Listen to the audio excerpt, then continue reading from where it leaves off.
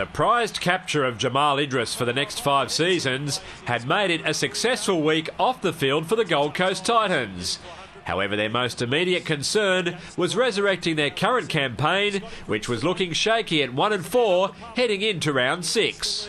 Their 2011 season was on even rockier ground after an awful beginning to this game, which saw Scott Prince do a very poor Benji Marshall impersonation. Flick pass, that's a fancy end play from Prince, which has opened it up for Ashford. A couple of plays later, Marshall made his former teammate pay dearly for that shocker when he combined with Simon Dwyer for the second week running. Farah, they see something on the right side. Marshall's got the kick through, and Dwyer's there again. He has become his go-to man. 2 tries last week. Luke Bailey caught Jacob Miller high as the young halfback probed through the middle. And Marshall made it 8 points in as many minutes. The home side seemed intent on committing every sin imaginable, including kicking off with far too much muscle. Hello, now the kick-off's out the full. Fatty, you said their worst 7 minutes. What about their worst 9? Everything was going West's way, including the 50-50 calls. Here's Marshall. No, he's going to go short side. A ricochet. Knocked forward, I thought, by Harrington. Sean Hampstead in the video booth went through it with a fine-tooth comb and generously afforded Chris Hartington the benefit of any doubt. That controversial ruling seemed to snap the Titans from their deep sleep, and in the 25th minute they enjoyed their own slab of good fortune.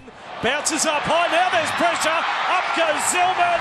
Zillman has got it, Molson hasn't collected it, and that's what can happen with a football. The fullback winger turned 5/8 was on the spot again 3 minutes later, this time in support of Mark Minicello. Friend to Prince, build up again, it's good, Minicello got it away, Zillman's over again.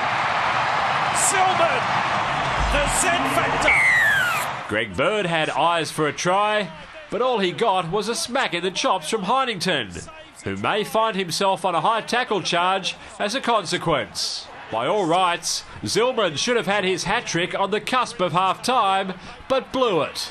Will come down for you, Ty. Up go the Titans. Oh, Zillman. Zillman had a hat-trick there for the taking. That could have and should have levelled the scores, but the Tigers took a 6-point lead to the Rubes. Following a scatterbrained first 40, both coaches would have implored their troops to use their heads. However, West Tigers winger Matt Utai took that command a little too literally. Where is it? Oh, yes! That is! The next half hour developed into a real scrap for territorial dominance, but neither side had the finesse to finish things off. Like a couple of cumbersome sluggers who had been eyeing each other off and waiting for the chance to strike, the last 10 minutes of this match became the championship round. Prince with a dummy! Scotty Prince! Welcome back! The Prince is back! Scott Prince, a dummy! And scores for the Gold Coast! The little man is running again! And his team are a chance of victory here tonight! At 14 all, it was a battle of nerves, and Todd Payton proved that even the most experienced players can crack under pressure, with 2 terrible play-the-balls in as many minutes, giving Gold Coast extra ammunition. In between those 2 claggers, Prince put his 1-pointer attempt wide before getting cleaned up by Heinington. The Titans half was getting set to have another shy at the sticks with 2 minutes remaining when a couple of his forwards fooled everyone. They go short, they're going to try to win it! Minicello! It was the second time in 3 weeks that John Cartwright's crew had escaped from jail, although on this occasion they didn't need Golden Point extra time after racing in 20 points without reply to give their season a much-needed kick-along. We've had a tough start to the year.